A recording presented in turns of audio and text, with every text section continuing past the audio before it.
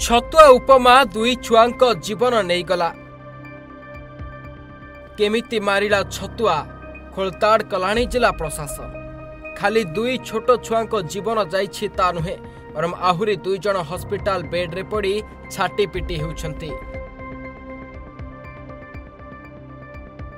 हाँ आज्ञा, ए सामान्य छतुआ पाई गाँव रे पड़ुछि कांद बोबाली। दुई दुईटी परिवार कोल खाली करदेला ए छतुआ।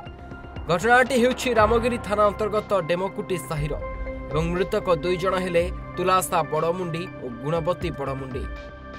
गुरुतर बापा अर्जुन बड़मुंडी और बड़ झील सुमित्रा बड़मुंडी को प्रथमे रामगिरी डाक्तरखाना रे प्राथमिक चिकित्सा करिबा परे पारलाखेमुंडी जिला मुख्य चिकित्सालय और परे अवस्था खराब हेबारु ब्रह्मपुर बड़ मेडिकल को पठा जाइछि।